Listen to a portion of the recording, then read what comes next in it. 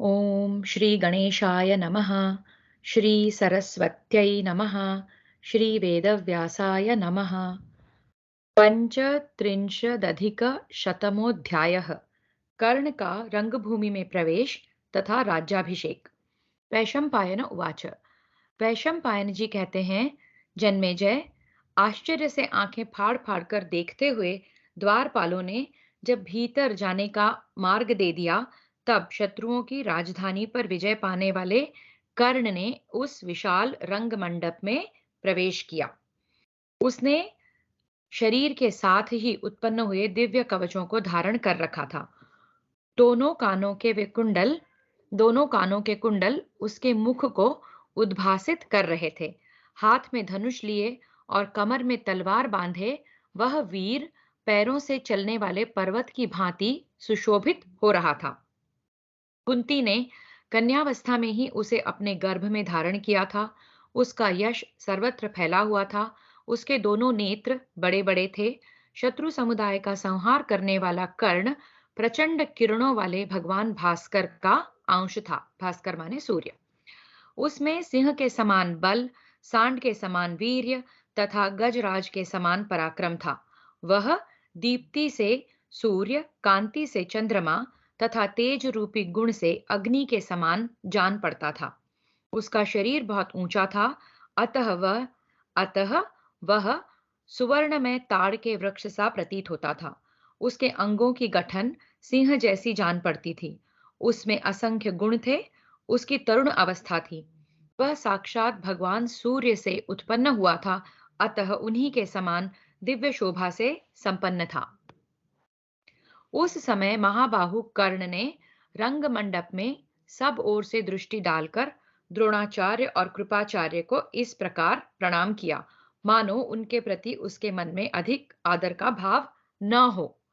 एक एरोगेंट सा प्रणाम किया। रंगभूमि में जितने लोग थे वे सब निश्चल होकर एक टक दृष्टि से देखने लगे। यह कौन है, यह जानने के लिए उनका चित्त चंचल हो उठा। वे सबके सब उत्कंठित हो गए। इतने में ही वक्ताओं में श्रेष्ठ सूर्यपुत्र कर्ण, जो पांडवों का भाई लगता था, अपने अज्ञात भ्राता इंद्र कुमार अर्जुन से मेघ के समान गंभीर वाणी में बोला। अज्ञात भ्राता कहा है क्योंकि कर्ण को पता नहीं है कि ये पांडवों का ही भाई है। कुंती नंदन, तुमने इन दर्शकों के समक्ष जो कार्य किया है, मैं उससे भी अधिक अद्भुत कर्म कर दिखाऊंगा। अतः तुम अपने पराक्रम पर गर्व न करो। वक्ताओं में श्रेष्ठ वक्ताओं में श्रेष्ठ जन्मेजय, कर्ण की बात अभी पूरी ही न हो पाई थी कि सब ओर से मनुष्य तुरंत उठकर खड़े हो गए, मानो उन्हें किसी यंत्र से एक साथ उठा दिया गया हो। एकदम सब खड़े हो गए, अचंभित हो गए कि ये कौन आकर अर्जुन को अ, ललकार रहा है। नरश्रेष्ठ, उस समय दुर्योधन के मन में बड़ी प्रसन्नता हुई और अर्जुन के चित्त में क्षण भर में लज्जा और क्रोध का संचार हो आया। तब सदा युद्ध से भी प्रेम करने वाले महाबली कर्ण ने द्रोणाचार्य की आज्ञा लेकर तब सदा युद्ध से ही प्रेम करने वाले महाबली कर्ण ने द्रोणाचार्य की आज्ञा लेकर अर्जुन ने वहां जो जो अस्त्र कौशल प्रकट किया था वह सब कर दिखाया। भारत, तदनंतर भाइयों सहित दुर्योधन ने वहां बड़ी प्रसन्नता के साथ कर्ण को हृदय से लगाकर कहा। दुर्योधन उवाच।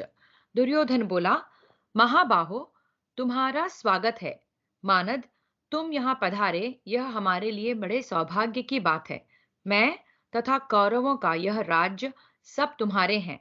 तुम इनका यथेष्ट उपभोग करो। कर्ण उवाच। कर्ण ने कहा, प्रभो, आपने जो कुछ कहा है वह सब पूरा कर दिया, ऐसा मेरा विश्वास है। मैं आपके साथ मित्रता चाहता हूं और अर्जुन के साथ मेरी द्वंद्व युद्ध करने की इच्छा है। दुर्योधन उवाच। दुर्योधन बोला, शत्रुदमन, तुम मेरे साथ उत्तम भोग भोगो, अपने भाई बंधुओं का प्रिय करो और समस्त शत्रुओं के मस्तक पर पैर रखो। वैशंपायन उवाच। मतलब समस्त शत्रुओं से तुम्हारी स्टेटस हायर हो, ऐसा। मतलब होता है इसका। वैशंपायन उवाच। वैशंपायन जी कहते हैं, जन्मेजय, उस समय अर्जुन ने अपने आप को कर्ण द्वारा तिरस्कृत सा मानकर दुर्योधन आदि 100 भाइयों के बीच में अविचल से खड़े हुए कर्ण को संबोधित करके कहा। अर्जुन उवाच। अर्जुन बोले, कर्ण, बिना बुलाए आने वालों और बिना बुलाए बोलने वालों को जो निंदनीय लोक प्राप्त होते हैं, मेरे द्वारा मारे जाने पर तुम उन्हीं लोकों में जाओगे। ओके, तो बिना बुलाए आने वालों को जो निंदनीय लोक प्राप्त होते हैं, मेरे द्वारा मारे जाने पर तुम उन्हीं लोकों में जाओगे। कर्ण उवाच। कर्ण ने कहा, अर्जुन, यह रंग मंडप तो सबके लिए साधारण है, इसमें तुम्हारा क्या लगा है? जो बल और पराक्रम में श्रेष्ठ होते हैं, वे ही राजा कहलाने योग्य हैं। धर्म भी बल का ही अनुसरण करता है। भारत, आक्षेप करना तो दुर्बलों का प्रयास है, इससे क्या लाभ है? साहस हो तो बाणों से बातचीत करो। मैं आज तुम्हारे गुरु के सामने ही बाणों द्वारा तुम्हारा सिर धड़ से अलग किए देता हूँ। वैशंपायन उवाच। वैशंपायन जी कहते हैं, राजन, तदनंतर शत्रुओं के नगर को जीतने वाले कुंती नंदन अर्जुन आचार्य द्रोण की आज्ञा ले तुरंत अपने भाइयों से गले मिलकर युद्ध के लिए कर्ण की ओर बढ़े। तब भाइयों सहित दुर्योधन ने भी धनुष बाण ले युद्ध के लिए तैयार खड़े हुए कर्ण का आलिंगन किया। उस समय वक पंक्तियों के ब्याज से हास्य की छटा बिखेरने वाले बादलों ने बिजली की चमक, गड़गड़ाहट और इंद्रधनुष के साथ समूचे आकाश को ढक लिया। तत्पश्चात अर्जुन के प्रति स्नेह होने के कारण इंद्र को रंगभूमि का अवलोकन करते देख भगवान सूर्य ने भी अपने समीप के बादलों को छिन्न भिन्न कर दिया। तब अर्जुन मेघ की छाया में छिपे हुए दिखाई देने लगे और कर्ण भी सूर्य की प्रभा से प्रकाशित दिखने लगे। धृतराष्ट्र के पुत्र जिस ओर कर्ण था उसी ओर खड़े हुए तथा द्रोणाचार्य, कृपाचार्य और भीष्म जिधर अर्जुन थे उस ओर खड़े थे। रंगभूमि के पुरुषों और स्त्रियों में भी कर्ण और अर्जुन को लेकर दो दल हो गए। कुंती भोज कुमारी कुंती देवी वास्तविक रहस्य को जानती थी कि ये दोनों मेरे ही पुत्र हैं, अतः चिंता के कारण उन्हें मूर्छा आ गई। उन्हें इस प्रकार मूर्छा में पड़ी हुई देख सब धर्मों के ज्ञाता विदुर जी ने दासियों द्वारा चंदन मिश्रित जल छिड़कवाकर होश में लाने की चेष्टा की। इससे कुंती देवी को होश तो आ गया, किंतु अपने दोनों पुत्रों को युद्ध के लिए कवच धारण किए देख वे बहुत घबरा गईं। उन्हें रोकने का कोई उपाय उनके ध्यान में नहीं आया। यहाँ पर कुंती को पता है कि कर्ण भी उनके पुत्र हैं, क्योंकि वो कवच कुंडल के साथ उन्होंने जन्म लिया था, तो कुंती देवी समझ जाती हैं और वो विचल हैं, अ, विचलित हैं। इन दोनों को विशाल धनुष उठाए देखकर द्वंद्व युद्ध की नीति रीति में कुशल और समस्त धर्मों के ज्ञाता शरद्वान के पुत्र कृपाचार्य ने इस प्रकार कहा, कर्ण, ये कुंती देवी के सबसे छोटे पुत्र पांडुनंदन अर्जुन कुरुवंश के रत्न हैं, जो तुम्हारे साथ इंद्र युद्ध करेंगे। महाबाहो, इसी प्रकार तुम भी अपने माता पिता तथा कुल का परिचय दो और उन नरेश के नाम बताओ जिनका वंश तुमसे विभूषित हुआ है। इसे जान लेने के बाद यह निश्चय होगा कि अर्जुन तुम्हारे साथ युद्ध करेंगे या नहीं, क्योंकि राजकुमार नीच कुल और हीन आचार विचार वाले लोगों के साथ युद्ध नहीं करते। वैशंपायन उवाच। वैशंपायन जी कहते हैं, जन्मेजय, कृपाचार्य के यूं कहने पर कर्ण का मुख लज्जा से नीचे को झुक गया। जैसे वर्षा के पानी से भीग कर कमल मुरझा जाता है, उसी प्रकार कर्ण का मुंह म्लान हो गया। दुर्योधन उवाच। तब दुर्योधन ने कहा, आचार्य, शास्त्रीय सिद्धांत के अनुसार राजनेताओं की 3 योनियां हैं, उत्तम कुल में उत्पन्न पुरुष, शूरवीर तथा सेनापति। अतः शूरवीर होने के कारण कर्ण भी राजा ही है। यदि ये अर्जुन राजा से भिन्न पुरुष के साथ रणभूमि में लड़ना नहीं चाहते, तो मैं कर्ण को इसी समय अंग देश के राज्य पर अभिषिक्त करता हूं। वैशंपायन उवाच। वैशंपायन जी कहते हैं, राजन, तदनंतर दुर्योधन ने राजा धृतराष्ट्र और गंगानंदन भीष्म की आज्ञा ले ब्राह्मणों द्वारा अभिषेक का सामान मंगवाया।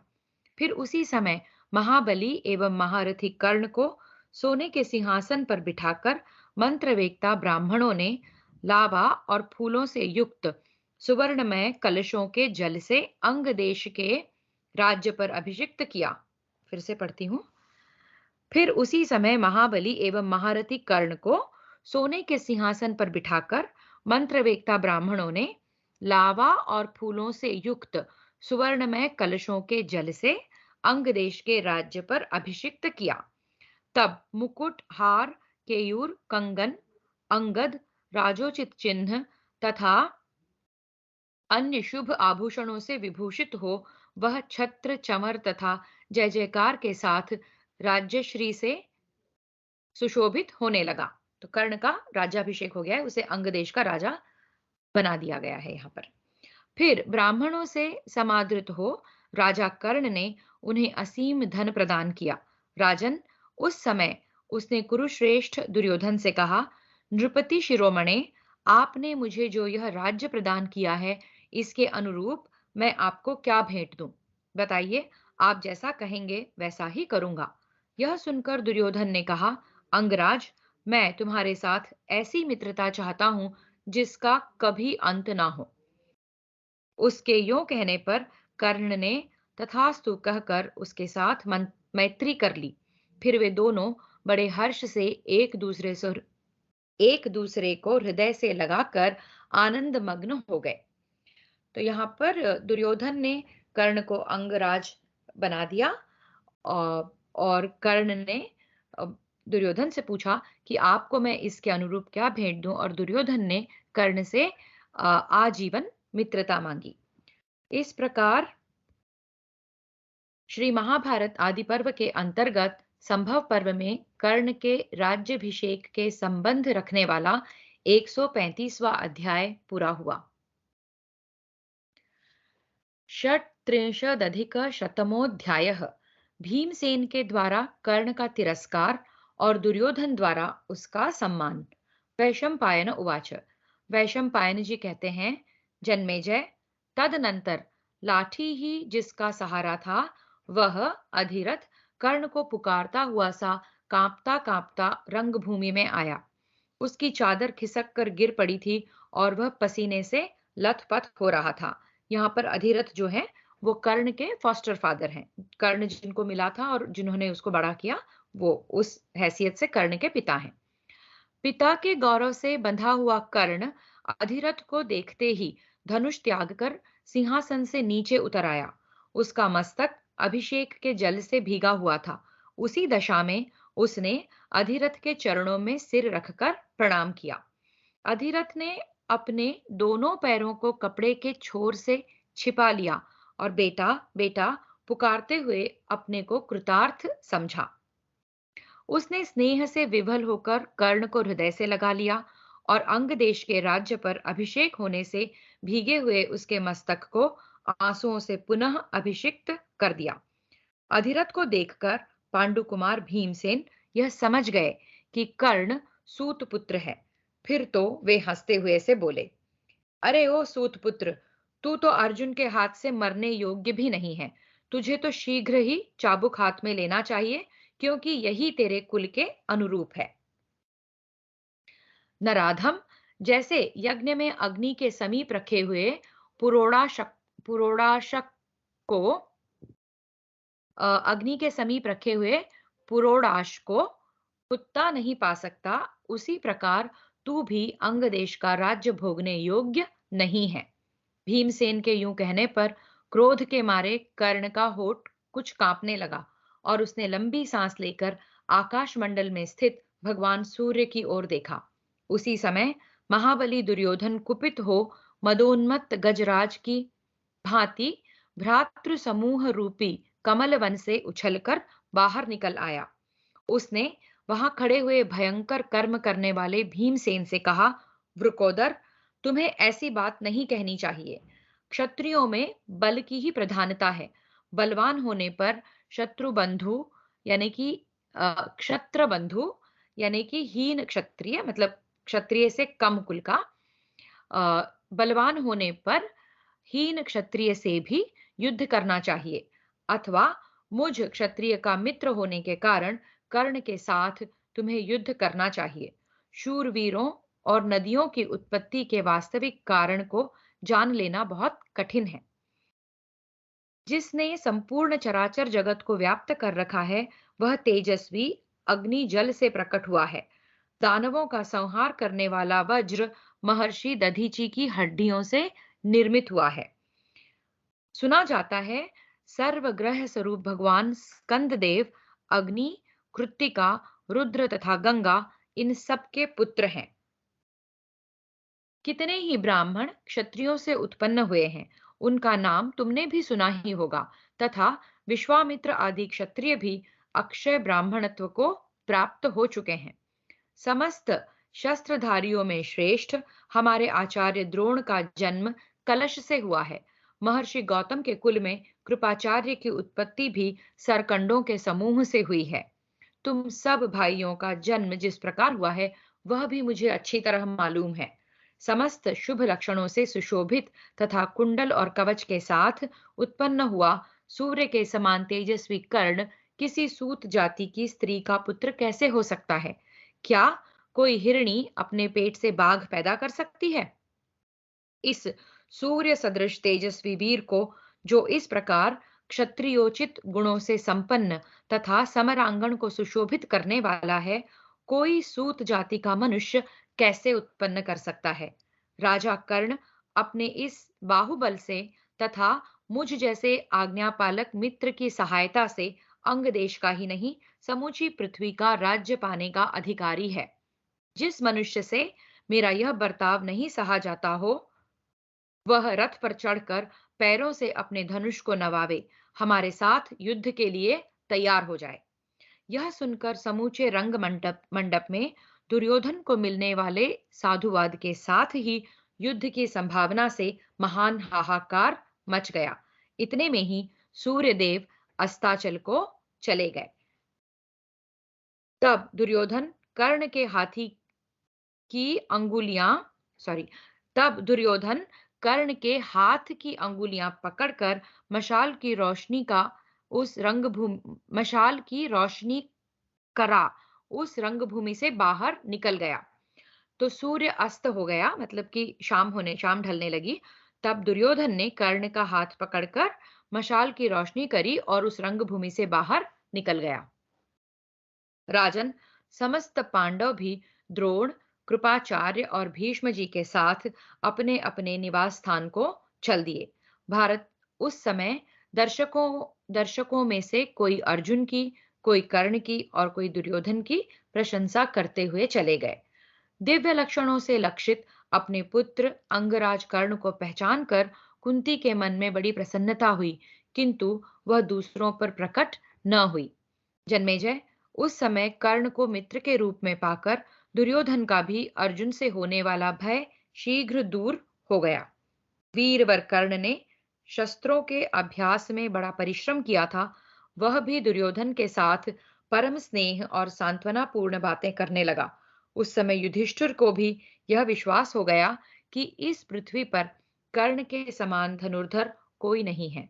इस प्रकार श्री महाभारत आदि पर्व के अंतर्गत संभव पर्व में अस्त्र कौशल दर्शन विषयक 136वां अध्याय पूरा हुआ। सप्तत्रिंशदधिकशतमोऽध्यायः। द्रोण का शिष्यों द्वारा द्रुपद पर आक्रमण करवाना, अर्जुन का द्रुपद को बंदी बनाकर लाना और द्रोण द्वारा द्रुपद को आधा राज्य देकर मुक्त कर देना। वैशंपायन उवाच। वैशंपायन जी कहते हैं, राजन, पांडवों तथा धृतराष्ट्र के पुत्रों को अस्त्र विद्या में निपुण देख द्रोणाचार्य ने गुरु दक्षिणा लेने का समय आया जान मन ही मन कुछ निश्चय किया। जन्मेजय, तदनंतर आचार्य ने अपने शिष्यों को बुलाकर उन सबसे गुरु दक्षिणा के लिए इस प्रकार कहा। शिष्यों, पांचाल राज द्रुपद को युद्ध में कैद करके मेरे पास ले आओ। तुम्हारा कल्याण हो। यही मेरे लिए सर्वोत्तम गुरु दक्षिणा होगी। तब बहुत अच्छा कहकर शीघ्रता पूर्वक प्रहार करने वाले वे सब राजकुमार युद्ध के लिए उद्युत हो रथ में बैठकर गुरु दक्षिणा चुकाने के लिए आचार्य द्रोण के साथ ही वहां से प्रस्थित हुए। तो द्रोण के साथ कौरव और पांडव जा रहे हैं द्रुपद के साथ युद्ध करने के लिए और द्रुपद को बंदी बनाकर लाने के लिए। तदनंतर दुर्योधन, कर्ण, महाबली युयुत्सु, दुशासन, विकर्ण, जलसंध तथा सुलोचन, ये और दूसरे भी बहुत से महापराक्रमी नरश्रेष्ठ क्षत्रिय शिरोमणि राजकुमार पहले मैं युद्ध करूंगा, इस प्रकार कहते हुए पांचाल देश में जा पहुंचे और वहां के निवासियों को मारते पीटते हुए महाबली राजा द्रुपद की राजधानी को भी रौंदने लगे। उत्तम रथों पर बैठे हुए वे सभी राजकुमार घुड़सवारों के साथ नगर में घुसकर वहां के राजपथ पर चलने लगे। जन्मेजय, उस समय पांचाल राज द्रुपद कौरवों का आक्रमण सुनकर और उनकी विशाल सेना को अपनी आंखों देखकर बड़ी उतावली के साथ भाइयों सहित राजभवन से बाहर निकले। द्रुपद बाहर आए हैं। महाराज यज्ञसेन द्रुपद और उनके सब भाइयों ने कवच धारण किए। फिर वे सभी फिर वे सभी लोग बाणों की बौछार करते हुए जोर जोर से गर्जना करने लगे। राजा द्रुपद को युद्ध में जीतना बहुत कठिन था। वे चमकीले रथ पर सवार हो कौरवों के सामने जा पहुंचे और भयानक बाणों की वर्षा करने लगे। वैशंपायन उवाच। वैशंपायन जी कहते हैं, जन्मेजय, कौरवों तथा अन्य राजकुमारों को अपने बल और पराक्रम का बड़ा घमंड था। इसलिए अर्जुन ने पहले ही अच्छी तरह सलाह करके विप्रवर द्रोणाचार्य से कहा, गुरुदेव, इनके पराक्रम देखने के पश्चात हम लोग युद्ध करेंगे। हमारा विश्वास है ये लोग युद्ध में पांचाल राज को बंदी नहीं बना सकते। यूं कहकर पाप रहित कुंती नंदन अर्जुन अपने भाइयों के साथ नगर से बाहर ही आधे कोस की दूरी पर ठहर गए थे। राजा द्रुपद ने कौरवों को देखकर उन पर सब ओर से धावा बोल दिया और बाणों का बड़ा भारी जाल सा बिछाकर कौरव सेना को मूर्छित कर दिया। युद्ध में फुर्ती दिखाने वाले राजा द्रुपद रथ पर बैठकर यद्यपि अकेले ही बाण वर्षा कर रहे थे, तो भी अत्यंत भय के कारण कौरव उन्हें अनेक सा मानने लगे। तो अकेले द्रुपद ही कौरवों से युद्ध कर रहे हैं, तब भी वो भारी पड़ रहे हैं। द्रुपद के भयंकर बाण सब दिशाओं में विचरने लगे। महाराज, उनकी विजय होती देख पांचालों के घरों में शंख, भेरी और मृदंग आदि सहस्रों बाजे एक साथ बज उठे। महान आत्मबल से संपन्न पांचाल सैनिकों का सिंहनाद बड़े जोर से होने लगा। साथ ही उनके धनुषों की प्रत्यंचा का महान टंकार आकाश में फैलकर गूंजने लगा। उस समय दुर्योधन, विकर्ण, सुबाहु, दीर्घलोचन और दुशासन बड़े क्रोध में भरकर बाणों की वर्षा करने लगे। भारत युद्ध में परास्त न होने वाले महान धनुर्धर द्रुपद ने अत्यंत घायल होकर तत्काल ही उन सब की सेनाओं को अत्यंत पीड़ित कर दिया। वे अलात चक्र की भांति सब और घूमकर दुर्योधन, विकर्ण, महाबली, कर्ण, अनेक वीर राजकुमार तथा उनकी विविध सेनाओं को बाणों से तृप्त करने लगे। उन्होंने दुशासन को 10, विकर्ण को 20 तथा शकुनी को अत्यंत तीखे 30 मर्मभेदी बाण मारकर घायल कर दिया। तत्पश्चात शत्रुदमन द्रुपद ने कर्ण और दुर्योधन के संपूर्ण अंगों की संधियों में पृथक पृथक 28 बाण मारे। सुबाहु को 5 बाणों से घायल करके अन्य योद्धाओं को भी अनेक प्रकार के सायकों द्वारा सहसा बींध डाला और तब बड़े जोर से सिंहनाद किया। इस प्रकार क्रोध पूर्वक गर्जना करके संपूर्ण शस्त्रधारियों में श्रेष्ठ पांचाल राज द्रुपद ने शत्रुओं के धनुष, रथ, घोड़े तथा रंग बिरंगी ध्वजाओं को भी काट दिया। तत्पश्चात सारे पांचाल सैनिक सिंह समूह के समान गर्जना करने लगे। फिर तो उस नगर के सभी निवासी कौरवों पर टूट पड़े और बरसने वाले बादलों की भांति उन पर मूसल एवं डंडों की वर्षा करने लगे। उस समय बालक से लेकर बूढ़े तक सभी पुरवासी कौरवों का सामना कर रहे थे। जन्मेजय गुप्तचरों के मुख से यह समाचार सुनकर कि वहां तुमुल युद्ध हो रहा है, कौरव वहां नहीं के बराबर हो गए हैं, पांचाल राज द्रुपद के बाणों से कर्ण के संपूर्ण अंग क्षत विक्षत हो गए हैं, वह भयभीत हो रथ से कूदकर भाग चला है तथा कौरव सैनिक चीखते चिल्लाते और कराहते हुए हम पांडवों की ओर भागते आ रहे हैं। पांडव लोग पीड़ित सैनिकों का रोमांचकारी आर्तनाद कान में पड़ते ही आचार्य द्रोण को प्रणाम करके रथों पर जा बैठे और शीघ्र वहां से चल दिए। अर्जुन ने पांडुनंदन युधिष्ठिर को यह कहकर रोक दिया कि आप युद्ध न कीजिए। उस समय अर्जुन ने माद्री कुमार नकुल और सहदेव को अपने रथ के पहियों का रक्षक बनाया। भीमसेन सदा गदा हाथ में लेकर सेना के आगे आगे चलते थे। तब शत्रुओं का सिंहनाद सुनकर भाइयों सहित निष्पाप अर्जुन रथ की घरघराहट से संपूर्ण दिशाओं को प्रतिध्वनित करते हुए बड़े वेग से आगे बढ़े। पांचालों की सेना उत्ताल तरंगों वाले विक्षुब्ध महासागर की भांति गर्जना कर रही थी। महाबाहु भीमसेन दंडपाणी यमराज की भांति उस विशाल सेना में घुस गए, ठीक उसी तरह जैसे समुद्र में मगर प्रवेश करता है। गदाधारी भीम स्वयं हाथियों की सेना पर टूट पड़े। कुंती कुमार भीम युद्ध में कुशल तो थे ही, बाहुबल में भी उनकी समानता करने वाला कोई नहीं था। उन्होंने काल रूप धारण कर गदा की मार से उस गज सेना का संहार आरंभ किया। भीमसेन की गदा से मस्तक फट जाने के कारण वे पर्वतों के समान विशाल काय गजराज लोहू के झरने, लोहू मतलब रक्त, लोहू के झरने बहाते हुए वज्र के आघात से पंख कटे हुए पहाड़ों की भांति पृथ्वी पर गिर पड़ते थे। अर्जुन के बड़े भाई पांडुनंदन भीम ने हाथियों, घोड़ों एवं रथों को धराशायी कर दिया, पैदलों तथा रथियों का संहार कर डाला। जैसे ग्वाला वन में डंडे से पशुओं को हाँकता है, उसी प्रकार भीमसेन रथियों और हाथियों को खदेड़ते हुए उनका पीछा करने लगे। वैशंपायन उवाच।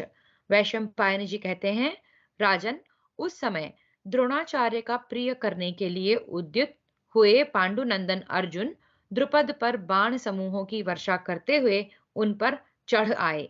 वे रणभूमि में घोड़ों, रथों और हाथियों के झुंडों का सब ओर से संहार करते हुए प्रलयकालीन अग्नि के समान प्रकाशित हो रहे थे।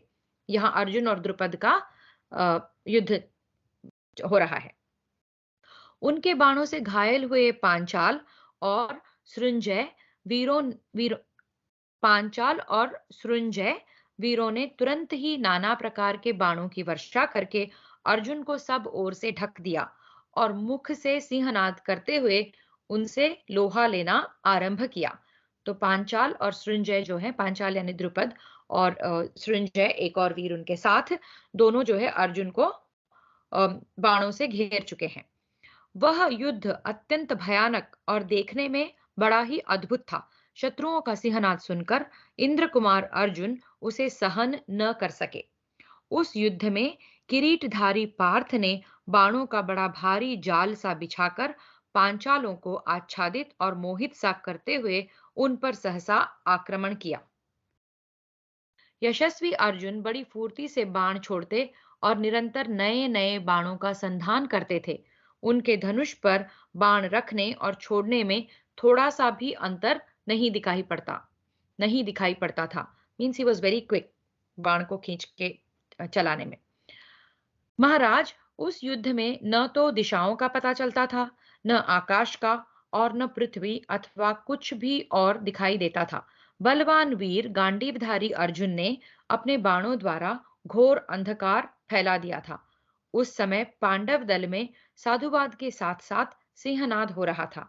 उधर पांचाल राज द्रुपद ने अपने भाई सत्यजीत को साथ लेकर तीव्र गति से अर्जुन पर धावा किया, ठीक उसी तरह जैसे शंबरासुर ने देवराज इंद्र पर आक्रमण किया था। परंतु कुंती नंदन अर्जुन ने बाणों की भारी बौछार करके पांचाल नरेश को ढक दिया और जैसे महासिंह हाथियों के यूथपति को पकड़ने की चेष्टा करता है, उसी प्रकार अर्जुन द्रुपद को पकड़ना ही चाहते थे कि पांचालों की सेना में हाहाकार मच गया। सत्य पराक्रमी सत्यजित ने देखा कि कुंती पुत्र धनंजय पांचाल नरेश को पकड़ने के लिए निकट बढ़े आ रहा है, तो वे उनकी रक्षा के लिए अर्जुन पर चढ़ गए। फिर तो इंद्र और बलि की भांति अर्जुन और पांचाल सत्यजित ने युद्ध के लिए आमने सामने आकर सारी सेनाओं को क्षोभ में डाल दिया। तो यहाँ पांचाल के सत्यजित, जो कि द्रुपद के भाई हैं, उनका और अर्जुन का युद्ध हो रहा है।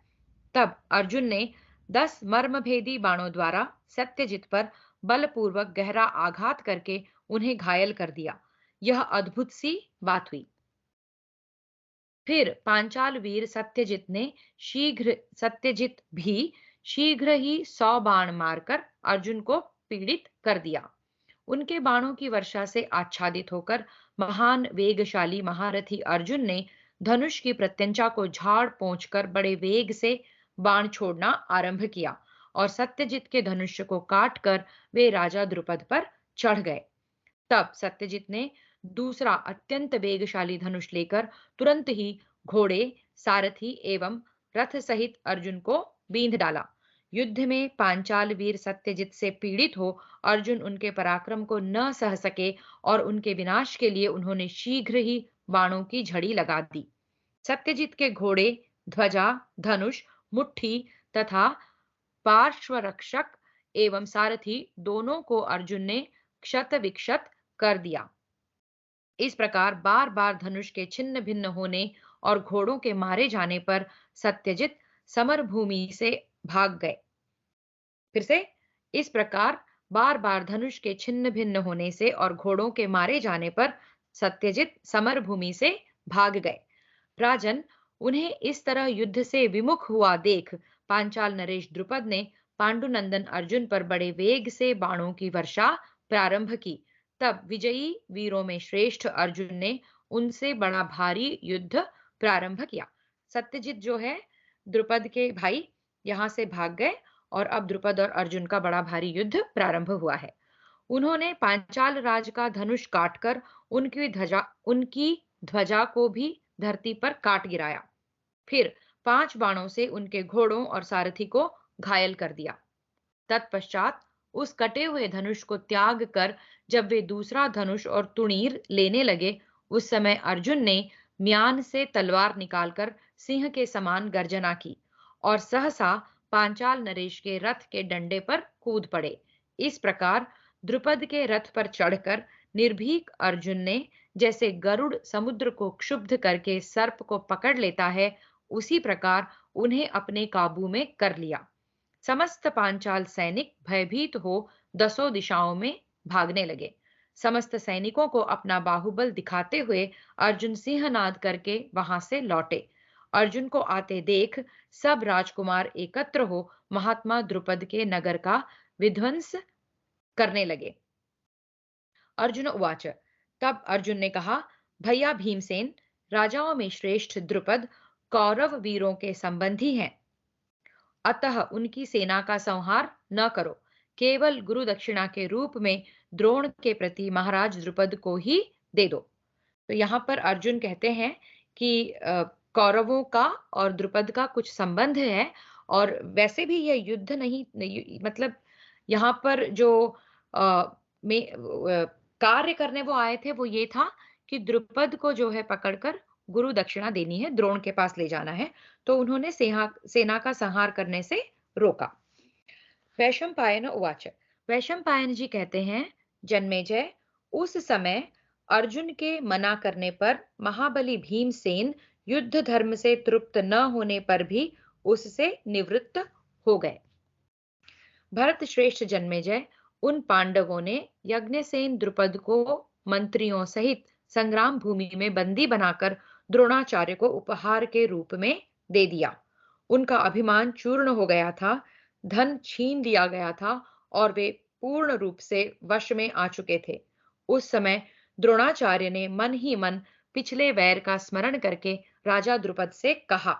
हमें यहाँ याद करना चाहिए कि द्रोणाचार्य जब द्रुपद के पास जाते हैं उनके बचपन की दोस्ती याद दिलाने के लिए, तो द्रुपद उनका अपमान करके उनको भेज देते हैं। तब द्रोणाचार्य आकर कौरवों और पांडवों के आचार्य बनते हैं और उन्होंने भीष्म से कहा हुआ था कि जब ये शिष्य तैयार हो जाएंगे तो वो द्रुपद से बदला लेने के लिए उन्हें लेकर जाएंगे और ये वो घड़ी आ चुकी है।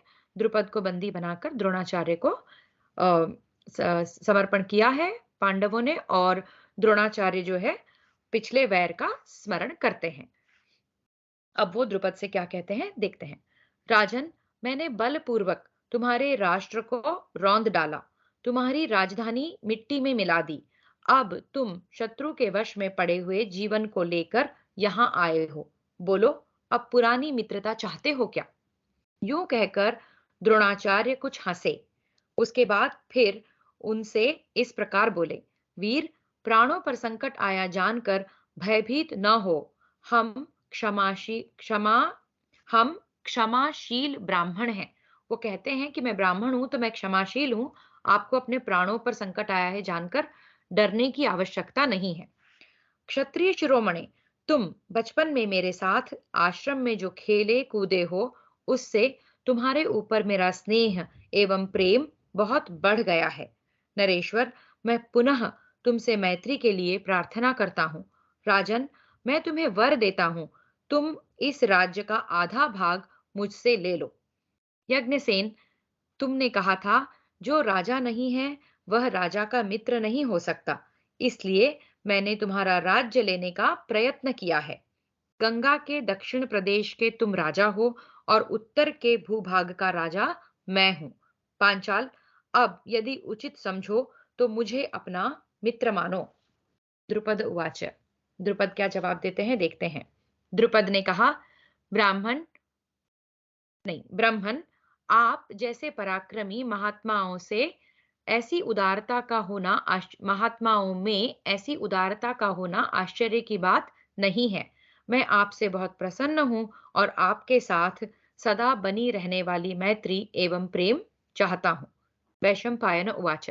वैशंपायन जी कहते हैं, भारत, द्रुपद के यों कहने पर द्रोणाचार्य ने उन्हें छोड़ दिया और प्रसन्न चित्त हो उनका आदर सत्कार करके उन्हें आधा राज्य दे दिया। तदनंतर राजा द्रुपद दीनतापूर्ण हृदय से गंगा तटवर्ती अनेक जनपदों से युक्त माकंदीपुर में तथा नगरों में श्रेष्ठ कांपिल्य नगर में निवास एवं चर्मणवती नदी के दक्षिण तटवर्ती पांचाल देश का शासन करने लगे। इस प्रकार द्रोणाचार्य ने द्रुपद को परास्त करके पुनः उनकी रक्षा की। द्रुपद को अपने क्षात्र बल के द्वारा द्रोणाचार्य की पराजय होती नहीं दिखाई दी। वे अपने को ब्राह्मण बल से हीन जानकर द्रोणाचार्य को पराजित करने के लिए शक्तिशाली पुत्र प्राप्त करने की इच्छा से पृथ्वी पर विचरने लगे।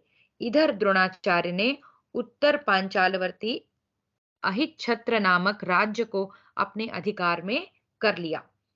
इस सेंटेंस को इस वाक्य को फिर से देखते हैं, महत्वपूर्ण है।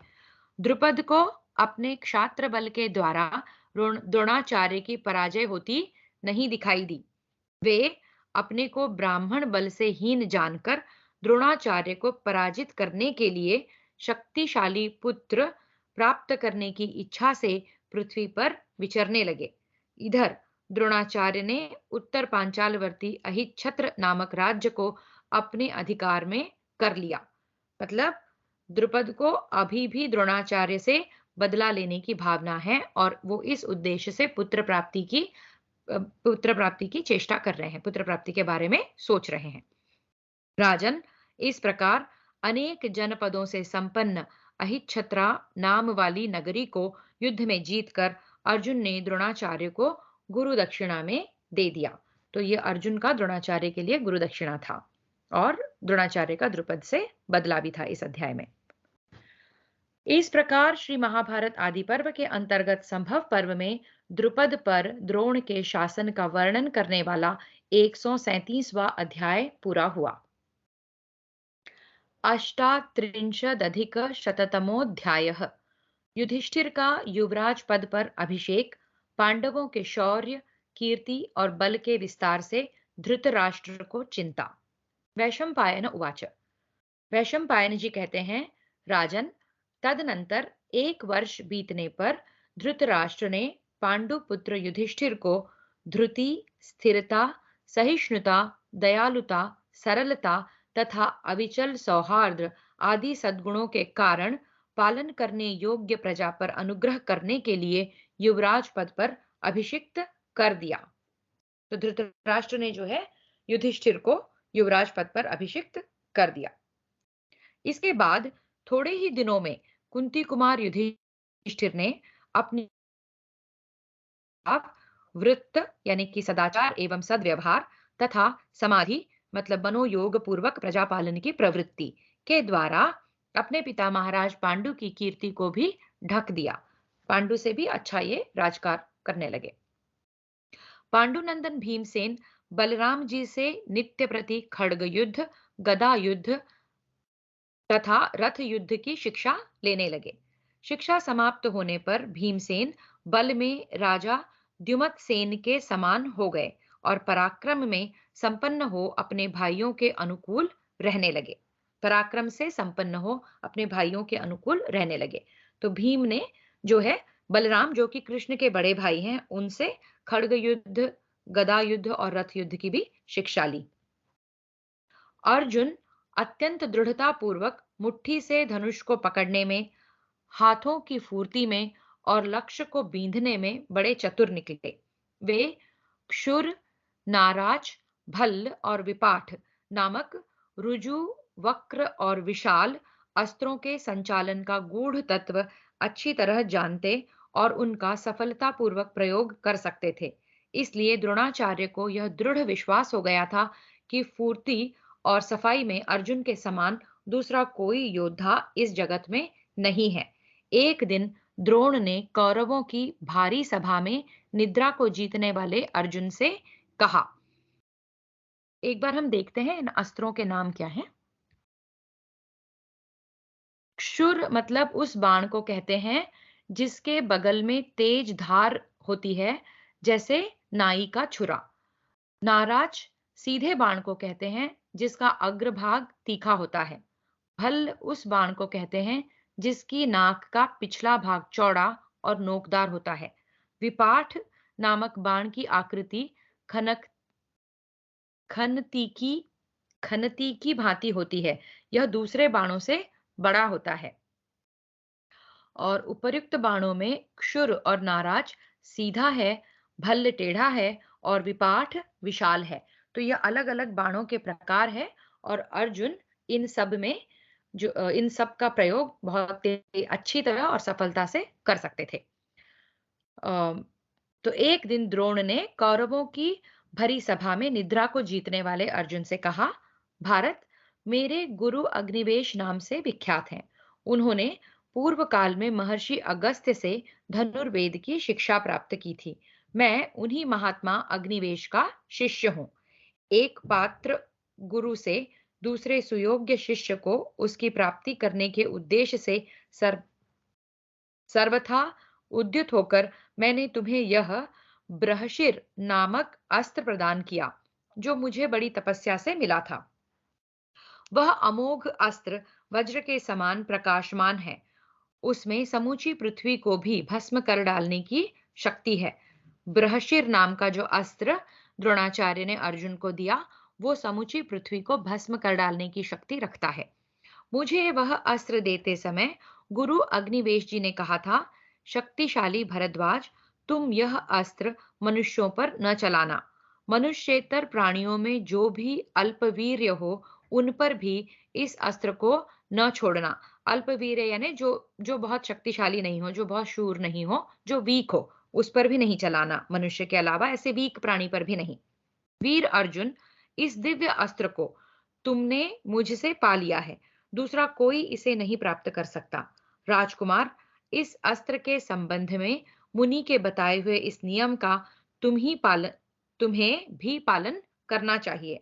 अब तुम अपने भाई बंधुओं के समान ही मुझे एक गुरु दक्षिणा दो। तब अर्जुन ने प्रतिज्ञा की, अवश्य दूंगा। उनके यों कहने पर गुरु द्रोण बोले, निष्पाप अर्जुन, यदि युद्ध भूमि में मैं भी तुम्हारे विरुद्ध लड़ने को आऊं, तो तुम अवश्य मेरा सामना करना। फिर से देखते हैं, बहुत अच्छा वाक्य है ये। तो द्रोण अर्जुन को जो है बृहशिर नामक अस्त्र, जो द्रोण को अपने गुरु अग्निवेश से मिला था, वो अस्त्र प्रदान करते हैं। उस अस्त्र को कब उपयोग में लाना चाहिए, उसके नियमों के बारे में बताते हैं। और फिर वो गुरु दक्षिणा में अर्जुन से कुछ मांग रहे हैं। देखते हैं वो क्या मांगते हैं। वो मांग रहे हैं, अर्जुन मुझसे ये प्रतिज्ञा करो कि अर्जुन कहता है कि मैं प्रतिज्ञा करता हूं कि अवश्य दूंगा, क्या चाहिए आपको?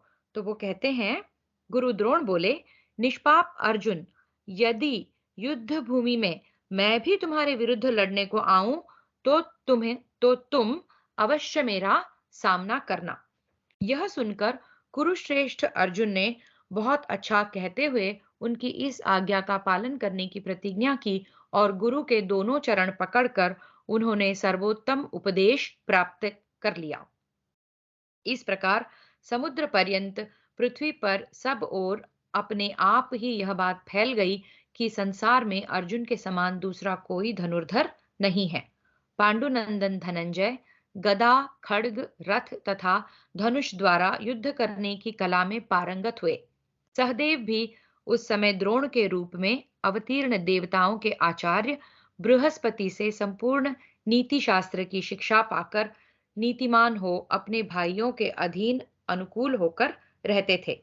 तो सहदेव जो हैं नीति शास्त्र की शिक्षा पा रहे हैं, द्रोण से ही पा रहे हैं वो नीति शास्त्र की शिक्षा। नकुल ने भी द्रोणाचार्य से ही अस्त्र शस्त्रों की शिक्षा पाई। वे अपने भाइयों को बहुत ही प्रिय थे और विचित्र प्रकार से युद्ध करने में उनकी बड़ी ख्याति थी। वे अतिरथी वीर कहे जाते थे। वे अतिरथी वीर कहे जाते थे। सौवीर देश का राजा, जो गंधर्वों के उपद्रव करने पर भी लगातार 3 वर्षों तक बिना किसी विघ्न बाधा के यज्ञों का अनुष्ठान करता था, युद्ध में अर्जुन आदि पांडवों के हाथों मारा गया। पराक्रमी राजा पांडु भी जिसे वश में न ला सके, उस यवन देश यूनान के राजा को भी जीतकर अर्जुन ने अपने अधीन कर लिया था। जो अत्यंत बली तथा कौरवों के प्रति सदा अभिमान एवं उद्दंडता पूर्ण बर्ताव करने वाला था, वह सौवीर नरेश विपुल भी बुद्धिमान अर्जुन के हाथ से संग्राम भूमि में मारा गया।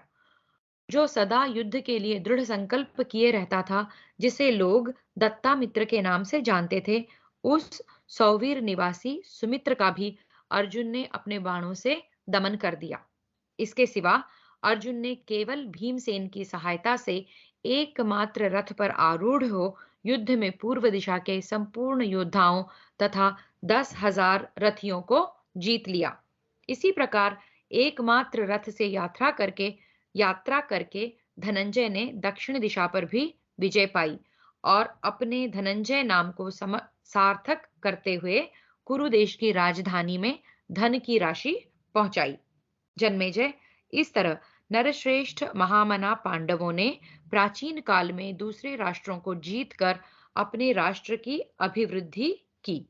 तब दृढ़ता पूर्वक धनुष धारण करने वाले पांडवों के अत्यंत विख्यात बल पराक्रम की बात जानकर उनके प्रति राजा धृतराष्ट्र का भाव सहसा दूषित हो गया। अत्यंत चिंता में निमग्न हो जाने के कारण उन्हें रात में नींद नहीं आती थी। इस प्रकार श्री महाभारत आदि पर्व के अंतर्गत संभव पर्व में धृतराष्ट्र की चिंता विषयक 138वां अध्याय पूरा हुआ। 39अधिक-शततमोऽध्यायः। कणिक का धृतराष्ट्र को कूटनीति का उपदेश। इसे ध्यान से सुनिए। कणिक है जो धृतराष्ट्र को कूटनीति सिखा रहे हैं यहाँ पर। वैशंपायन उवाच। वैशंपायन जी कहते हैं, जन्मेजय, पांडु के वीर पुत्रों को महान तेजस्वी और बल में बढ़े चढ़े सुनकर महाराज धृतराष्ट्र व्याकुल हो बड़ी चिंता में पड़ गए। तब उन्होंने राजनीति और अर्थशास्त्र के पंडित तथा उत्तम मंत्र के ज्ञाता मंत्रिप्रवर कणिक को बुलाकर इस प्रकार कहा। कणिक कौन है? राजनीति और अर्थशास्त्र के पंडित हैं और उत्तम मंत्रों के ज्ञाता, और ये मंत्री हैं इनके राज्य में। धृतराष्ट्र उवाच। धृतराष्ट्र बोले, द्विज श्रेष्ठ, पांडवों की दिनों दिन उन्नति और सर्वत्र ख्याति हो रही है। इस कारण मैं उनसे डाह करने लगा हूँ। कणिक, तुम भली भांति निश्चय करके बतलाओ, मुझे उनके साथ संधि करनी चाहिए या विग्रह। मैं तुम्हारी बात मानूंगा। वैशंपायन उवाच। वैशंपायन जी कहते हैं, राजन, राजा धृतराष्ट्र के इस प्रकार पूछने पर विप्रवर कणिक मन ही मन बहुत प्रसन्न हुए तथा राजनीति के सिद्धांत का परिचय देने वाली तीखी बात कहने लगे। निष्पाप नरेश, इस विषय में मेरी कही हुई ये बातें सुनिए। कुरुवंश शिरोमणे, इसे सुनकर आप मेरे प्रति दोष दृष्टि न कीजिएगा। राजा को सर्वदा दंड देने के लिए उद्युत रहना चाहिए और सदा ही पुरुषार्थ प्रकट करना चाहिए। राजा अपना छिद्र यानी कि अपनी दुर्बलता प्रकट न होने दे, परंतु दूसरों के छिद्र या दुर्बलता पर सदा ही दृष्टि रखे और यदि शत्रुओं की निर्बलता का पता लग जाए तो उन पर आक्रमण कर दे। जो सदा दंड देने के लिए उद्यत रहता है, उससे प्रजाजन बहुत डरते हैं। इसलिए सब कार्य दंड के द्वारा ही सिद्ध करें। राजा को इतनी सावधानी रखनी चाहिए जिससे शत्रु उसकी कमजोरी न देख सके, और यदि शत्रु की कमजोरी प्रकट हो जाए तो उस पर अवश्य चढ़ाई करे। जैसे कछुआ अपने अंगों की रक्षा करता है, उसी प्रकार राजा अपने सब अंगों, और राजा के अंग क्या हैं? राजा, अमात्य, राष्ट्र, दुर्ग, कोश, बल और सुहृद, इन राजा अपने इन सभी अंगों की रक्षा करे और अपनी कमजोरी को छिपाए रखे। यदि कोई कार्य शुरू कर दे तो उसे पूरा किए बिना कभी न छोड़े, क्योंकि शरीर में गड़ा हुआ कांटा यदि आधा टूटकर भी भीतर रह जाए तो वह बहुत दिनों तक मवाद देता रहता है, तकलीफ देता रहता है। अपना अनिष्ट करने वाले शत्रुओं का वध कर दिया जाए, इसी की इसी की नीतिज्ञ पुरुष प्रशंसा करते हैं। ओके, अपना अनिष्ट करने वाले शत्रुओं का वध कर दिया जाए, इसी की नीतिज्ञ पुरुष प्रशंसा करते हैं। अत्यंत पराक्रमी शत्रु को भी आपत्ति में पड़ा देख उसे सुगमता पूर्वक नष्ट कर दे। इसी प्रकार जो अच्छी तरह युद्ध करने वाला शत्रु है, उसे भी आपत्ति काल में ही अनायास ही मार भगाएं। आपत्ति के समय शत्रु का संहार अवश्य ही करें। उस समय उसके संबंध या सौहार्द आदि का विचार कदापि न करें। तात, शत्रु दुर्बल हो तो भी किसी प्रकार उसकी उपेक्षा न करें। उपेक्षा मतलब तो उसको इग्नोर ना करें कि ये वीक है, ये क्या करेगा। क्योंकि जैसे थोड़ी सी भी भाग ईंधन का सहारा मिल जाने पर समूचे वन को जला देती है, उसी प्रकार छोटा शत्रु भी दुर्ग आदि प्रबल आश्रय का सहारा लेकर विनाशकारी बन सकता है। अंधा बनने का अवसर आने पर अंधा बन जाए, अर्थात अपनी असमर्थता के समय शत्रु के दोषों को न देखें। उस समय सब ओर से धिक्कार और निंदा मिलने पर भी उसे अनसुनी कर दें, अर्थात उसकी ओर से कान बंद करके बहरा बन जाएं। अगर आप वीक हो, कुछ इंसल्ट सहन करनी पड़ रही है तो चुपचाप सहन कर लो, उस समय उत्तेजित होने का समय नहीं है।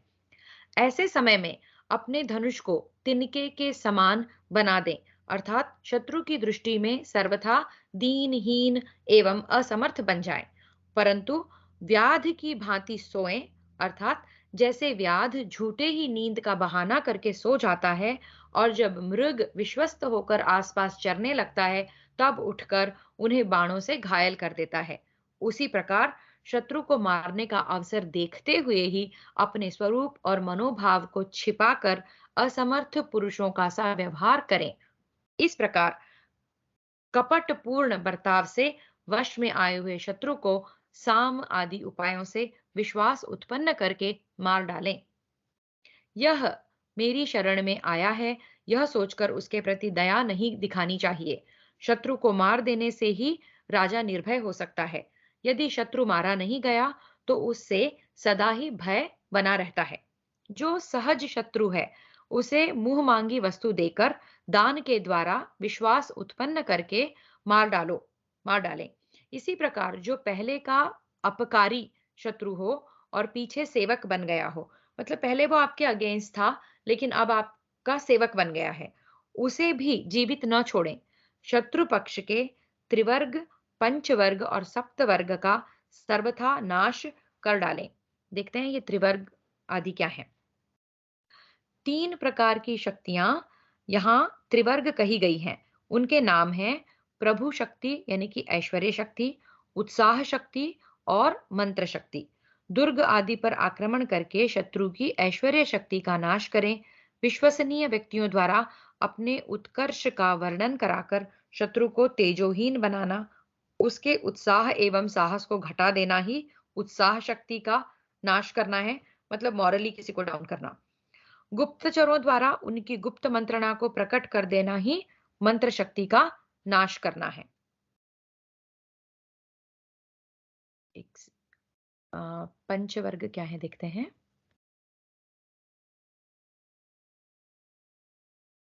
अमात्य, राष्ट्र, दुर्ग, कोश और सेना, ये पंच प्रकृतियां ही पंचवर्ग हैं। और सप्तवर्ग हैं साम, दान, भेद, दंड, उद्बंधन, विष प्रयोग, आग लगाना। शत्रुओं को वश में करने या दबाने के ये 7 साधन ही सप्तवर्ग है। ठीक है, तो यहाँ पे क्या नीति पढ़ा रहे हैं? जो सहज शत्रु हैं उसे मुंह मांगी वस्तु देकर दान के द्वारा विश्वास उत्पन्न करके मार डालो। इसी प्रकार जो पहले का अपकारी शत्रु है और पीछे सेवक बन गया है उसे भी जीवित ना छोड़ो। शत्रु पक्ष के त्रिवर्ग, पंचवर्ग और सप्तवर्ग का सर्वथा नाश कर डालें। पहले तो सदा शत्रु पक्ष के मूल का ही उच्छेद कर डालो, मतलब रूट से ही उसको खत्म कर दो।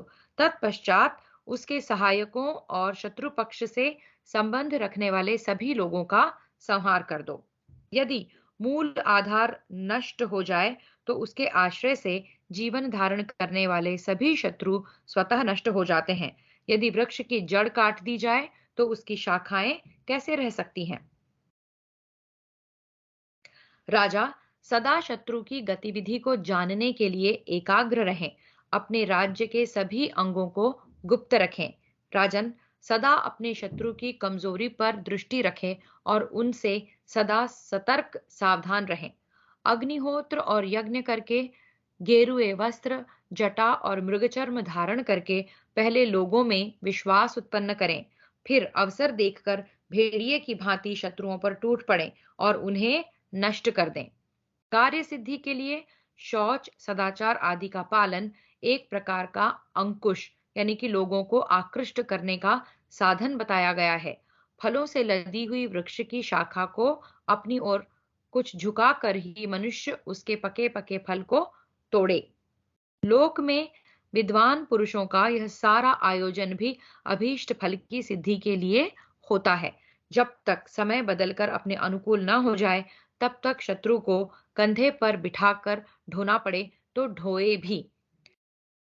ये सारा जो ज्ञान दे रहे हैं धृतराष्ट्र को, वो पांडवों के साथ उन्होंने कैसा बर्ताव करना चाहिए उस प्रश्न के उत्तर में दे रहे हैं। ये हमें ध्यान रखना है। परंतु जब अपने अनुकूल समय आ जाए तब उसे उसी प्रकार नष्ट कर दें जैसे घोड़ों को पत्थर पर पटक कर फोड़ डालते हैं। जैसे घड़े को पत्थर पर पटक कर फोड़ डालते हैं। फिर से पढ़ते हैं। परंतु जब अपने अनुकूल समय आ जाए तब उसे उसी प्रकार नष्ट कर दें जैसे घड़े को पत्थर पर पटक कर फोड़ डालते हैं। शत्रु बहुत दीनतापूर्ण वचन बोले तो भी उसे जीवित नहीं छोड़ना चाहिए, उस पर दया नहीं करनी चाहिए। अपकारी शत्रु को मार ही डालना चाहिए। समय अथवा दान तथा भेद एवं दंड साम अथवा दान तथा भेद एवं दंड सभी उपायों द्वारा शत्रु को मार डालें, उसे मिटा दें। ये नीति पढ़ा रहे हैं। अब धृतराष्ट्र कुछ जवाब देते हैं। धृतराष्ट्र उवाच। धृतराष्ट्र ने पूछा, कणिक, साम, दान, भेद अथवा दंड के द्वारा शत्रु का नाश कैसे किया जा सकता है, यह मुझे यथार्थ रूप से बताइए। कणिक उवाच। कणिक ने कहा, महाराज, इस विषय में नीति शास्त्र के तत्व को जानने वाले एक वनवासी गीदड़ का प्राचीन वृत्तांत सुनाता हूं। गीदड़ की एक कथा बता रहे हैं। एक वन में कोई बड़ा बुद्धिमान और स्वार्थ साधने में कुशल गीदड़ अपने 4 मित्रों बाघ, चूहा, भेड़िया और नेवले के साथ निवास करता था।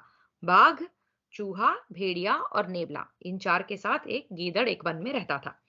एक दिन उन सब ने हिरणों के एक सरदार को देखा जो बड़ा बलवान था। वे सब उसे पकड़ने में सफल न हो सके, अतः सब ने मिलकर यह सलाह की। तो ये चारों मिलकर हिरणों का जो सरदार है उसको देखा, जो कि बड़ा बलवान है, और उसको नहीं पकड़ सके। तो अब ये राय मशवरा कर रहे हैं। गीदड़ ने कहा, भाई बाघ, तुमने वन में इस हिरण को मारने के लिए कई बार यत्न किया, परंतु यह बड़े वेग से दौड़ने वाला, जवान और बुद्धिमान है, इसलिए पकड़ में नहीं आता। मेरी राय है कि जब यह हिरण सो रहा हो, उस समय यह चूहा उसके दोनों पैरों को काट खाए। फिर कटे हुए पैरों से यह उतना तेज नहीं दौड़ सकता। उस अवस्था में बाघ उसे पकड़ ले, फिर तो हम सब लोग प्रसन्न चित्त होकर उसे खाएंगे। तो गीदड़ बाघ को कहता है कि तुम नहीं पकड़ सकते हो, तो हम चूहे से जो है उसके पैर कटवा देंगे, और जब उसके पैर थोड़े से कमजोर हो जाएंगे, वो वेग से नहीं भाग सकेगा, तब तुम उसे पकड़ लेना और सब मिलके खा लेंगे। गीदड़ की वह बात सुनकर सबने सावधान होकर वैसा ही किया। चूहे के द्वारा कटे हुए पैरों से लड़खड़ाते हुए मृग को बाघ ने तत्काल ही मार डाला। पृथ्वी पर हिरण के शरीर को निश्चेष्ट पड़ा देख गीदड़ ने कहा, आप लोगों का भला हो, स्नान करके आइए, तब तक मैं इसकी रखवाली करता हूँ। अब उस मरे हुए हिरण के शरीर के पास गीदड़ बैठा है और सबको कहता है कि आप लोग स्नान करके आइए। गीदड़ के कहने से वे बाघ आदि सब साथी नदी में नहाने के लिए चले गए। इधर वह गीदड़ किसी चिंता में निमग्न होकर वहीं खड़ा रहा। इतने में ही महाबली बाघ स्नान करके सबसे पहले वहां लौट आया। आने पर उसने देखा गीदड़ का चित्त चिंता से व्याकुल हो रहा है। व्याघ्र उवाच, तब बाघ ने कहा, महामते, क्यों सोच में पड़े हो? हम लोगों में तुम ही सबसे बड़े बुद्धिमान हो। आज इस हिरण का मांस खाकर हम लोग मौज से घूमे फिरेंगे। जम्बू का उवाच, गीदड़ बोला, महाबाहो, चूहे ने तुम्हारे विषय में जो बात कही है उसे तुम मुझसे सुनो। वह कहता था, मृगों के राजा बाघ के बल को धिक्कार है। आज इस मृग को तो मैंने मारा है। मेरे बाहुबल का आश्रय लेकर आज वह अपनी भूख बुझाएगा। उसने इस प्रकार गरज गरज कर घमंड भरी बातें कही है, अतः उसकी सहायता से प्राप्त हुए इस भोजन को ग्रहण करना मुझे अच्छा नहीं लगता। तो यहाँ गीदड़ बाघ को चूहे के अगेंस्ट भड़का रहा है, और कहता है कि चूहे ने तुम्हारे बारे में ऐसी ऐसी बातें कही कि अगर मैं मदद नहीं करता तो बाघ जो है इस हिरण को नहीं मार सकता। व्याघ्र उवाच, अब बाघ क्या जवाब देता है। बाघ ने कहा, यदि वह ऐसी बात कहता है, तब तो उसने इस समय मेरी आंखें खोल दी, मुझे सचेत कर दिया। आज से मैं अपने ही बाहुबल के भरोसे वन जंतुओं का वध किया करूंगा और उन्हीं का मांस खाऊंगा। यूं कहकर बाघ वन में चला गया। उसी समय चूहा भी नहा धोकर वहां पहुंचा। उसे आया देख गिदड़ ने कहा, तो बाघ को जो है अहंकार हो गया और वो मांस बिना खाए ही वहां से चला गया, क्योंकि चूहे ने उसकी धिक्कार है कह दिया था। अब चूहा आता है। जम्बू का उवाच, गीदड़ बोला, चूहा भाई, तुम्हारा भला हो, नेवले ने यहाँ जो बात कही है उसे सुन लो। वह कह रहा था कि बाघ के काटने से इस हिरण का मांस जहरीला हो गया है। मैं तो उसे खाऊंगा नहीं, क्योंकि यह मुझे पसंद नहीं है। यदि तुम्हारी अनुमति हो तो मैं चूहे को ही खा लूं। तो नेवला कह रहा है कि ये जो है बाघ ने काटा है इसको, इसलिए जहरीला हो गया है और मैं इसको नहीं खाऊंगा, और मैं चूहे को खा लूंगा बदले में। यह सुनकर चूहा अत्यंत भयभीत होकर बिल में घुस गया। राजन, तत्पश्चात भेड़िया भी स्नान करके वहां आ पहुंचा। उसके आने पर गीदड़ ने इस प्रकार कहा, भेड़िया भाई, आज बाघ तुम पर बहुत नाराज हो गया है, अतः तुम्हारी खैर नहीं।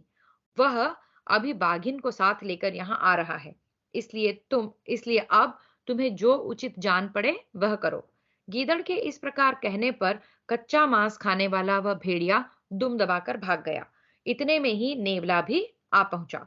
तो इसने अब किसको भगा, भेड़िए को भी भगा दिया डरा के। अब आया नेवला।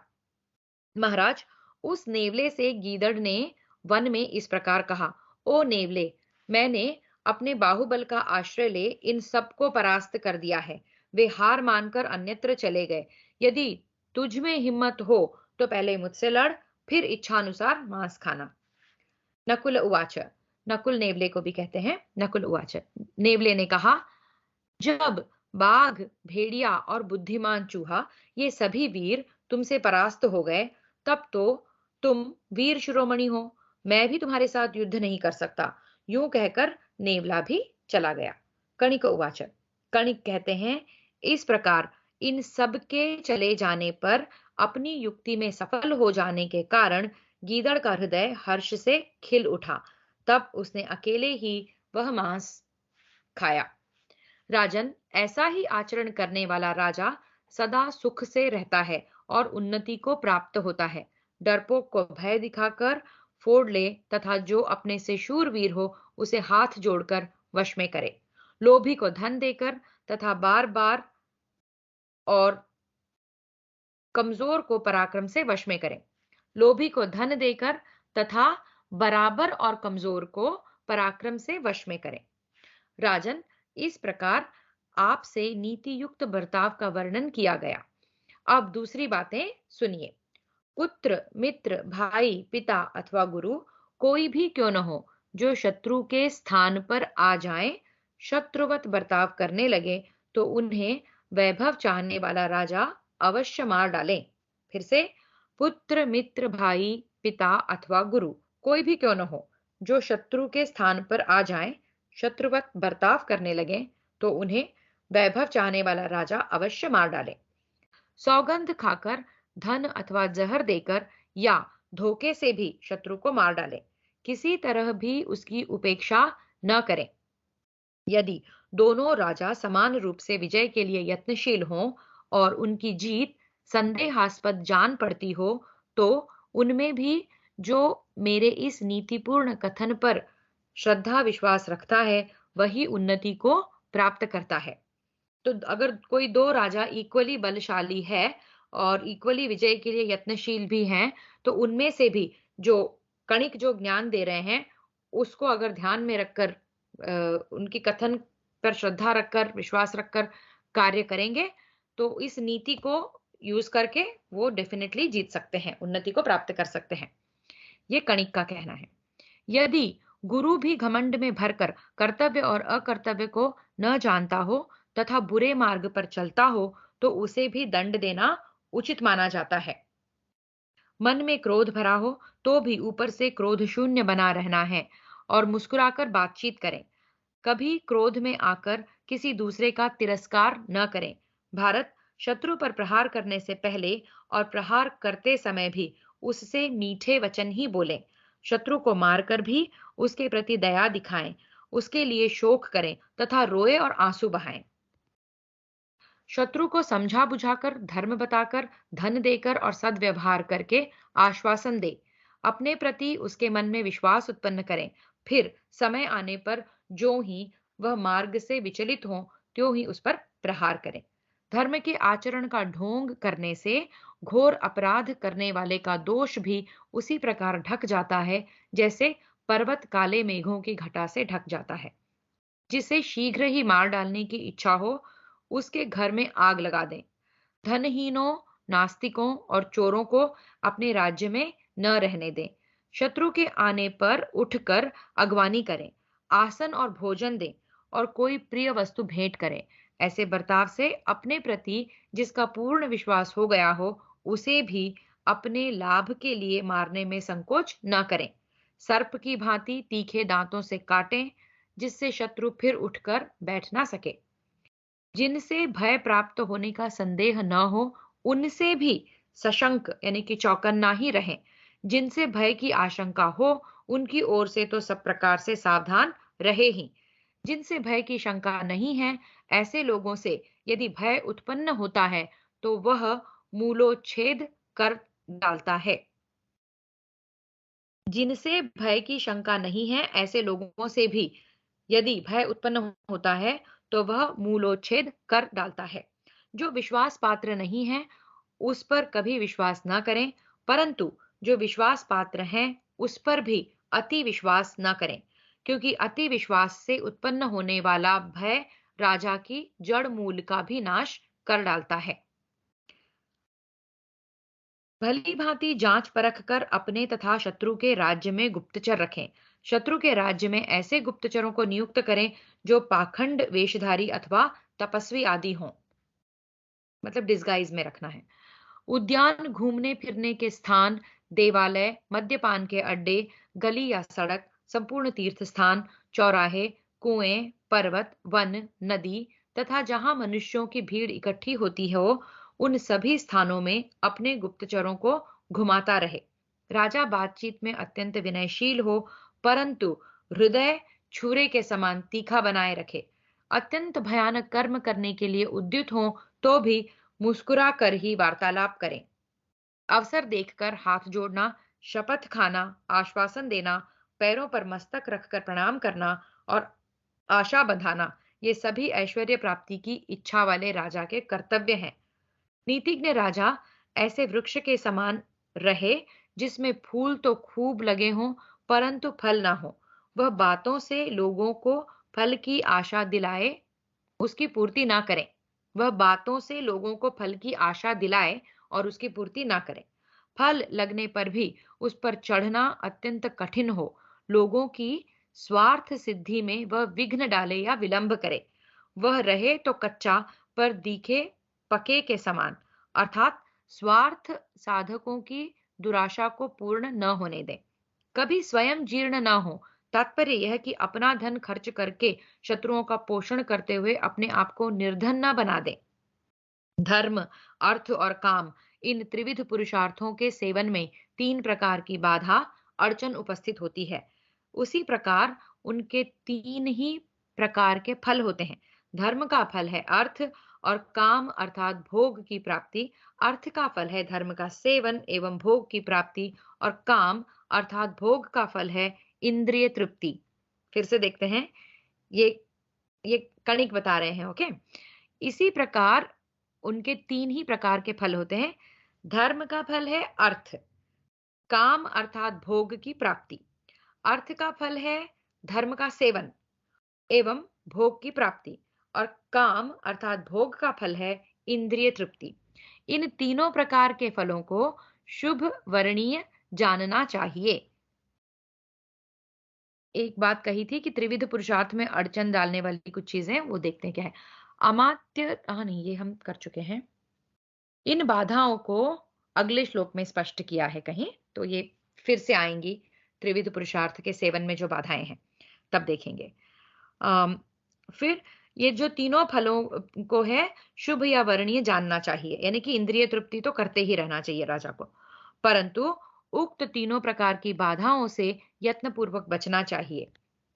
त्रिविध पुरुषार्थों का सेवन इस प्रकार करना चाहिए कि तीनों एक दूसरे के बाधक न हो, अर्थात जीवन में तीनों का सामंजस्य ही सुखदायक है। धर्म का अनुष्ठान करने वाले धर्मात्मा पुरुष के धर्म में काम और अर्थ, इन दोनों के द्वारा प्राप्त होने वाली पीड़ा बाधा पहुंचाती है। इसी प्रकार अर्थ लोभ के अर्थ में और अत्यंत भोगासक्त के काम में भी शेष दो वर्गों द्वारा प्राप्त होने वाली पीड़ा बाधा उपस्थित करती है। राजा अपने हृदय से अहंकार को निकाल दें, चित्त को एकाग्र रखें, सबसे मधुर बोलें, दूसरों के दोष प्रकाशित न करें, सब विषयों पर दृष्टि रखें और शुद्ध चित्त हो द्विजों के साथ बैठकर मंत्रणा करें। राजा यदि संकट में हो तो कोमल या भयंकर जिस किसी भी कर्म के द्वारा उस दुरावस्था से अपना उद्धार करे, फिर समर्थ होने पर धर्म का आचरण करे। कष्ट सहे बिना मनुष्य कल्याण का दर्शन नहीं करता। ओके, कष्ट सहे बिना मनुष्य कल्याण का दर्शन नहीं करता। प्राण संकट में पड़कर यदि वह पुनः जीवित रह जाता है तो अपना भला देखता है। जिसकी बुद्धि संकट में पड़े शोकाभिभूत हो जाए, उसे भूतकाल की बातें, राजा नल तथा श्री रामचंद्र जी आदि के जीवन का वृत्तांत सुनाकर सांत्वना दे। जिसकी बुद्धि अच्छी नहीं है, उसे भविष्य में लाभ की आशा दिलाकर तथा विद्वान पुरुषों को तत्काल ही धन आदि देकर शांत करें।